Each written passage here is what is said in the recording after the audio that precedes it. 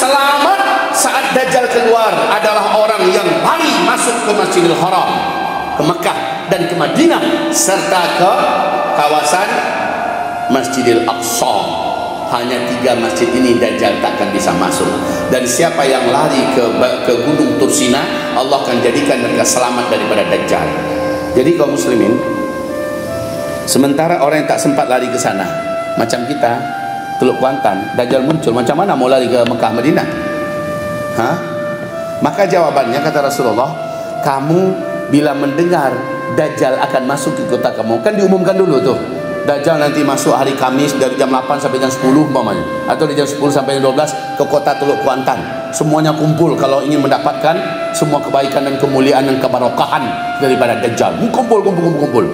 Kaum muslimin, ketahuilah, ketika itu kita dengar kata Rasulullah, masuklah kamu ke dalam rumah-rumah kamu, bawa semua wanita-wanita kamu, istri-istri kamu, anak-anak perempuan kamu, mak-mak kamu, ya, saudari-saudari perempuan kamu, masuk ke dalam rumah, tutup jendela, kunci, tutup pintu rapat-rapat, kunci, dan wanita-wanita kamu yang di dalam rumah, ikatlah mereka, ikat kaki mereka, ikat tangan mereka. Bu, kalau suami ibu lakukan jangan bilang suami ibu jahat, kan itu perintah Rasulullah, ya.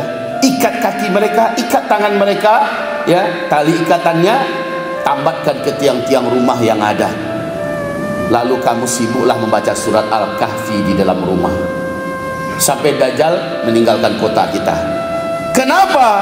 Ketika Dajjal mau masuk kota itu, kaki tangan Dajjal dari seluruh bangsa jin dan setan langsung membawa fitnah, sihir, hipnotis mereka, ya, pengaruh magic hitam mereka menyebar, langsung menyebar, menteror hati, membuat daya tarik sangat kuat, orang tersedot ingin keluar.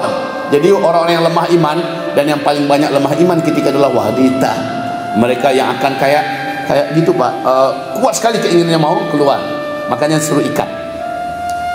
Bisa jadi saya tidak akan pernah lagi Allah datangkan kemari. Jadi Allah datangkan saya kemari untuk menyampaikan ini supaya Bapak Ibu tahu. Ya, saya berharap umur saya masih panjang, masih sehat, kita ketemu lagi. Harapannya begitu. Cuma kalau ini adalah pertemuan terakhir kita, ya sudah, inilah penyampaian saya. Saya berharap Bapak Ibu semuanya selamat dari Dajjal, karena dia memang sudah lepas dan dia menunggu waktu saja. Dan saya yakin sekali, kata Rasulullah, Dajjal itu akan muncul ke tengah-tengah manusia dengan kemarahan yang sangat besar, dengan kemarahan yang sangat besar. Kenapa marah? Dalam ilmu yang kami pelajari dari hadis-hadis Nabi, Israel si penjajah ini akan kembali dihabisi. Maaf, negara Israelnya ya, kembali dihapus dari peta dunia ini. Artinya Palestina kembali dimerdekakan, dibebaskan. Lalu di Masjidil Aqsa dikumandangkan khilafah Islamiyah. Maka disitulah Dajjal keluar dalam keadaan marah dan murka yang dahsyat. Di mana Dajjal munculnya? Nabi menyebutkan, boleh saya minta waktu sampai 10 menit lagi? Boleh ya? Alhamdulillah, terima kasih banyak. Ya. Gantung. Saya nyampaikan aja nggak enak, apalagi yang dengar. Ya. Jadi Dajjal nanti muncul, kata Rasulullah Sallallahu Alaihi Wasallam, di sebuah kota negeri Khurasan. Kota itu bernama Isbahan, kata Rasulullah, atau Asbahan.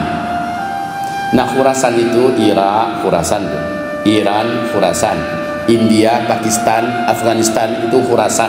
Yang tan itu semua Pak, itu Khurasan semua itu. Sebuah kota dari Khurasan namanya Isbahan. Isbahan itu adalah sebuah kota besar di Iran hari ini. Di sana Dajjal muncul.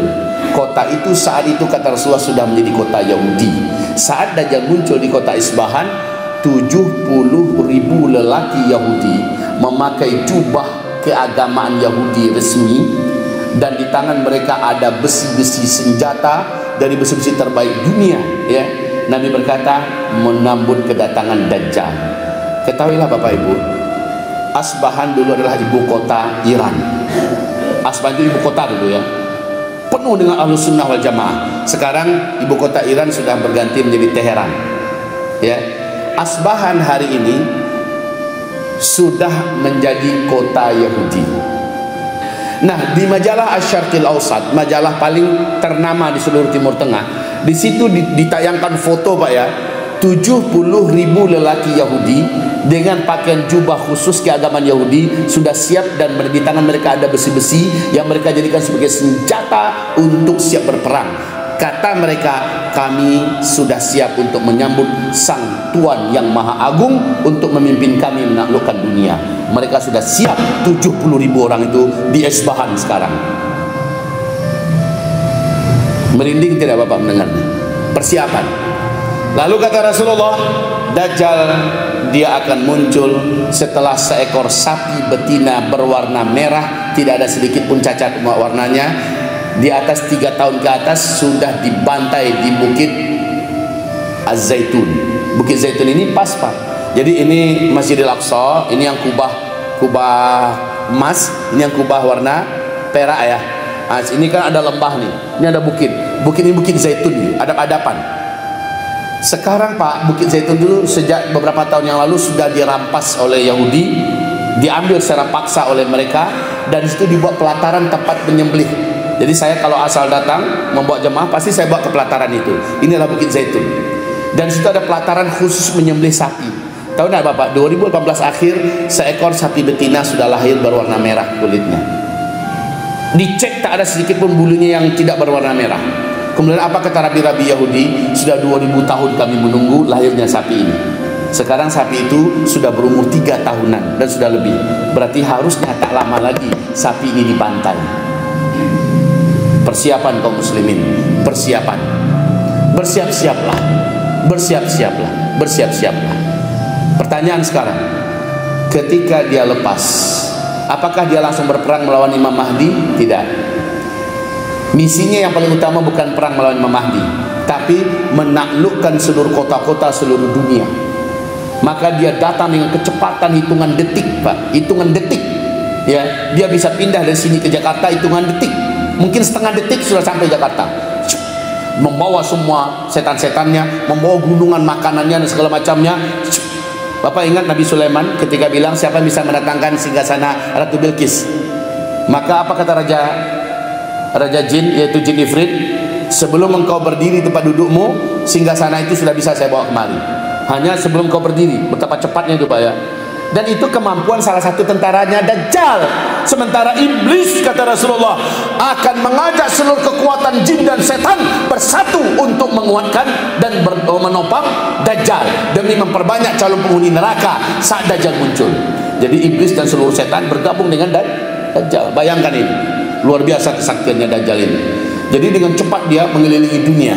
Setelah semua dunia dimasuki, semua kota termasuk Teluk Kuantan, setelah semuanya berhasil dan berhasil memurtadkan, kata Nabi, siapa yang murtad setelah dia menyembah Dajjal, setelah Dajjal meninggalkan kotanya, dia tidak akan pernah kembali ke dalam Islam selama-lamanya, dan dia akan menjadi ahli neraka, kekal di dalamnya selama-lamanya. Naudzubillah. Makanya Nabi haramkan, jangan pernah kamu berjumpa dengan Dajjal. Kalau Dajjal masuk ke kota kamu, larilah, sembunyinya ke dalam rumah, jangan ke masjid raya.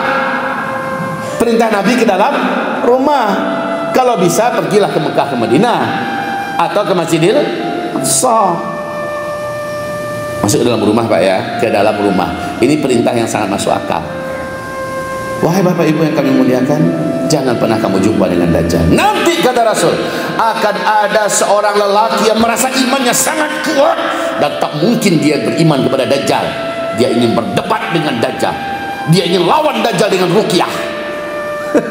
Ingin melawan Dajjal dengan ayat-ayat. Kemudian saat dia keluar, padahal Nabi sudah mengharamkan jangan keluar berjumpa dengan Dajjal, tapi dia tak ngotot keluar. Saat dia keluar, matanya melihat Dajjal, Dajjal melihatnya, kekuatan sihir Dajjal langsung menembus jiwanya, ya. Kekuatan hipnotisnya, magicnya langsung menguasai seluruh jiwanya. Dengan sedikit pertunjukan dan atraksi, orang ini langsung hilang imannya, kata Rasulullah. Dia langsung sujud menyembah Dajjal, padahal sebelumnya dia merasa imannya sangat kuat. Maka wahai tuan-tuan yang kami muliakan, kami hormati, berlindunglah kepada Dajjal dari sekarang, jangan sampai tidak. Imam Tawus sengaja mendekatkan telinganya ke bibir anaknya yang sedang tahiyat akhir. Sengaja didekatkan telinganya. Anaknya baca doa perlindungan enggak dari Dajjal. Ketika anaknya tidak baca, langsung Assalamualaikum, apa kata bapaknya? Ulang balik solat kamu. Loh, kenapa Pak? Kamu tadi tak baca doa perlindungan dari Dajjal. Itu cara mendidik nih. Padahal itu bukan syarat, bukan rukun, bukan wajib juga kok. Tapi saking pentingnya dia didik anaknya supaya jangan lupa ke depan doa perlindungan dari Dajjal. Ibu banyak-banyaklah berdoa Bu, karena yang paling panjang umur nanti di akhir zaman ini ibu-ibu 1:50. Kami bapak-bapak ini banyak meninggal nanti Bu. Yang bapak-bapak ini ketika kekacauan sudah merata di seluruh dunia, kita mau tidak mau Pak akan dihadapkan menghadapi tantangan-tantangan berat demi menyelamatkan keluarga. Betul tidak? Siapa yang maju kalau ada apa-apa? Laki-laki. Wanita kami lindungi, kita lindungi. Nah ibu-ibu, karena kemungkinan besar yang akan berjumpa dengan Dajjal itu naudzubillah adalah ibu-ibu dan juga kita semua naudzubillah. Perbanyak amal soleh saat ini dan perbanyaklah memohon doa perlindungan kepada Allah dari Dajjal la'natullah alaihi. 7 atau 8 komunitas yang pasti akan menjadi pengikut dan penyembah Dajjal. Saya bacakan dengan cepat saja karena waktu kita tinggal 3 menit. Pertama, seluruh setan dari bangsa jin akan menjadi pengikut, penolong dan bahkan sekutu penyembah Dajjal. Yang kedua, seluruh orang Yahudi seluruh dunia. Jadi sekarang kan ada Yahudi berbeda-beda tuh. Ada Yahudi yang anti Israel, ada Yahudi tidak suka dengan kejahatan di Israel dan sebagainya. Tapi ketika Dajjal keluar, akidah mereka sama. Ini adalah sang Mesias yang agung yang akan mengajak kami menguasai seluruh dunia. Nah ini seluruh Yahudi. Yang ketiga, seluruh ahli dan tukang sihir, ahli ilmu hitam, ilmu black magic, tukang sihir, tukang santet, tukang teluh, apapun yang profesinya arah-arah ke situ, paranormal dan sebagainya, seluruh mereka akan menjadi pengikut penyembah Dajjal. Yang keempat, seluruh orang munafik dari umat Nabi Muhammad, seluruh orang munafik. Sekarang Bapak lihat bagaimana orang munafik banyak bermunculan di mana-mana. Mereka ini ketika Dajjal keluar akan duluan sujud menyembah Dajjal. Yang kelima, wanita. Kata Rasul, yang paling banyak mengikuti dan menyembah Dajjal dari umatku nanti adalah kaum wanita. Makanya Nabi perintahkan kita bawa istrimu, bawa emakmu, bawa anak perempuanmu dan sebagainya, ikat mereka di dalam rumah. Kan itu tadi, supaya mereka tidak termasuk mengikuti dan menyembah Dajjal. Yang keenam, seluruh pecinta dan pencandu dosa maksiat. Udah tahu dia dosa, masih saja dia kerjakan. Sholat itu wajib, meninggalkannya dosa, tapi dia tetap meninggalkan sholat. Udah tahu dia durhaka pada orang tua itu dosa. Meminjam dana ke bank ribawi adalah dosa, riba, tetap saja dia ngotot. Dia dengan macam-macam alasan.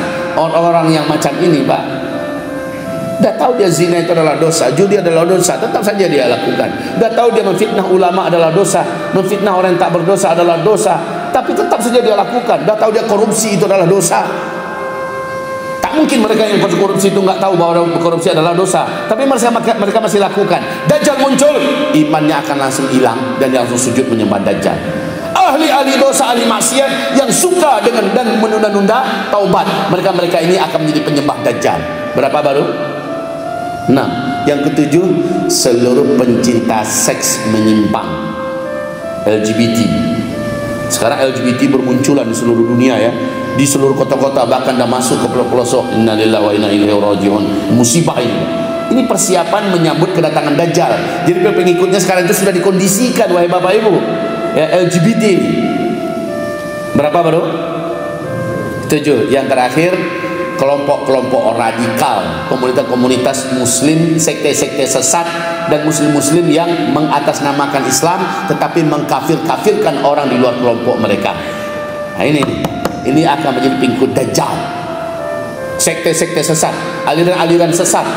Kemudian muslim yang radikal yang mengkafirkan semua orang di luar kelompok kami kafir, ahli neraka dan sebagainya. Halal darahnya, mari kita garap hartanya, halal wanita-wanitanya. Innalillahi. Ini kelompok-kelompok macam ini Pak, ISIS contohnya.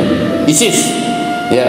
Kalau di Indonesia NII ya, NII, LDII dan sejenisnya yang pernah mengatakan bahwa siapapun di luar kita tidak, kecuali kalau mereka sudah tobat, mereka sudah berubah seperti kita. Kita tak boleh mengkafir-kafirkan orang di luar kita Pak. kecuali dia betul-betul sudah melakukan perbuatan yang nyata-nyata kafirnya. Udah dinasihati tetap ngotot dia di situ, ya, seperti Syiah dan sebagainya. Tetap aja dia ngotot dan bertahan, ya sudahlah, maka dia masuk di komunitas yang nanti akan menjadi pengikut Dajjal. Selesai. Pembahasan kita cukupkan sampai di sini. Walaupun belum puas hati saya, Pak, saya menyampaikan aja nggak puas, apalagi Bapak Ibu yang mendengarkannya. Tapi apa yang perlu saya ingatkan pada Bapak sekarang, udah dekat sesuai dengan tahun yang udah makin sempit. Memang Dajjal itu memang saat ini sudah lepas, tuan-tuan, sudah lepas. Bila Bapak Ibu merasa punya sedikit persiapan harta, saya sarankan merapatlah cepat ke tempat yang sudah tersedia komunitas mukminnya, merapat ke sana atau buat di sini. Siapa tahu ada di antara kita yang punya pertanahan sekitar perbukitan, buat umumkan kepada orang beriman, buat kapling-kaplingnya segera lepas, kemudian akses umumnya, fasilitas umumnya buat di situ, ya. Kemudian yang punya kapling segera bangun, karena nanti kita tak mungkin pakai tenda, kita bukan sebentar itu, bertahun-tahun juga, 2 atau 3 tahun, nanti udah aman dunia, Dajjal udah mati, kembalilah ke rumah kita masing-masing. Kita perlu tempat untuk menjaga iman, tempat untuk menjaga, menyambung hidup, menjaga harta. Sekarang saya sarankan betul kepada Bapak Ibu, upayakan bisa mendapatkan komunitas macam ini, dapatkan lokasi seperti ini. Oh tak ada, kami tak temukan, silakan merapat ke pesantren kita kalau Bapak ingin, tapi itu nggak banyak, hanya beberapa klaster, kalau nggak salah hanya untuk 300 atau 400 keluarga aja yang bisa ditampung, ya. Nah ini kalau ada yang mau merapat, lihat ke sana lokasinya, ambil, saya mau ini, maka insya Allah sertifikatnya dipecah, kemudian Bapak Ibu bangun segera. Nah, biarkan sementara di sana dipakai oleh pesantren, bermanfaat untuk amal mengalir kepada Bapak Ibu. Tapi fitnah sudah melanda, sudah tahu kita di mana kita akan bersatu dan bergabung. Yang paling bagus itu adalah yang terdekat di sini. Kalau bisa kita buat sendiri, buat sendiri. Tapi saya sarankan jangan jadikan ini lahan bisnis. Nah, untuk nipu orang, memanfaatkan isu-isu akhir zaman, lalu jadikan ini sebagai lahan bisnis. Ini betul-betul untuk perlindungan iman, ya, perlindungan iman, nyawa, harta, kehormatan di akhir zaman, ya. Jadi jangan jadikan ini sebagai bahan dan lahan bisnis. Maka kita akhirnya tak memenuhi syarat. Yang tak memenuhi syarat itu apa? Maaf ya, membuat komunitas tapi tidak jauh dari kota, membuat komunitas tetapi dekat bahkan di kaki-kaki gunung berapi, membuat komunitas tapi malah di tepi pantai, ya. Membuat komunitas, ya, intinya tidak memenuhi syarat-syarat lah, di tanah yang memang aslinya adalah gersang, tandus, tak subur, tidak punya sumber air. Di situ kita buat, maaf, lalu kita isu-isukan ini perkampungan akhir zaman, sementara syarat-syaratnya tidak terpenuhi. Saya berharap jangan jadikan ini sebagai ajang untuk bisnis. Kita udah di akhir zaman. Kita sekarang memikir bagaimana iman selamat, keluarga selamat, harta selamat, dan kita di akhir zaman bersama orang-orang beriman. Baiklah, demikian saja. Semoga bermanfaat Bapak Ibu nasihat kami ini. Mari kita akhiri dengan kafaratul majlis. InsyaAllah Jumat nanti khatib masih diamanahkan kepada kami. Mudah-mudahan kami masih sehat nanti, masih bisa hidup dan menyampaikan khutbah. Masalahnya kemarin di Jambi, Pak, dari Bukit Tinggi ada dai kondang kita diundang ke Jambi. Malamnya tabligh akbar kayak kita malam tadi, semangat berapi-api, ya. Terus khutbah Jumatnya beliau yang ngisi khutbah. Sedang khutbah meninggal dia. Sedang khutbah. Bisa jadi saya seperti itu pula kali, enggak? Ya, tapi secara pribadi saya merasa memang nggak lama lagi. Selalu saya sampaikan pada istri-istri saya. Selalu saya sampaikan pada mereka, perasaan udara sudah kalah mulai. Perasaan udara sudah nggak lama. Melihat orang meninggal, mentalkinkan orang meninggal, itu aja mimpi tiap sebentar, ya. Menyaksikan orang meninggal. Kemudian juga menyaksikan dalam mimpi beberapa kejadian air laut meluap, petaka, bencana, sudah banyak. Padahal sebelumnya nggak ada tuh di mimpi seperti sekarang Allah memunculkan. Saya merinding, Pak. Saya berharap Bapak Ibu serius untuk persiapkan diri, ya. Persiapan terbaik adalah iman dan amal soleh. Itu persiapan yang paling serius, iman dan amal soleh. Yang kedua, kalau ada harta, kalau ada duit, cepat jadikan emas, simpan. Cepat jadikan emas kalau ada duitnya. Ada duit cash Pak, nggak usah lagi tabung-tabung, buat biar cukup di nomor rekening itu 100.000, 500.000, atau untuk transfer aja nggak apa-apa. Dana Bapak yang ada belikan emas. Tolong dengarkan nasihat ini, Pak. Bapak akan dengarkan, lalu Bapak amalkan. Ibu, beruntung Bapak Ibu. Tak dengarkan saya hanya menyampaikan. Nabi berkata, uang kertas kalian nanti di akhir zaman takkan dipakai lagi. Aneh ya, zaman Nabi mana pernah ada uang kertas, adanya cuma di zaman ini. Tapi Nabi menyebutkan, nanti uang kalian di akhir zaman kembali kepada emas dan perak. Adapun uang kertas kalian saat itu kata Rasulullah akan berserakan di pinggir jalan, dimainkan anak-anak seperti daun-daun menguning yang berguguran yang tidak ada nilai dan harganya lagi. Jadi saya yakin nggak sempat sukses program digital money ini, masih di era uang kertas ini, semua berakhir. Saya yakin sekali karena hadis Nabi begitu. Ya, hadis Nabi begitu, dan Nabi mengatakan kalian kembali kepada emas.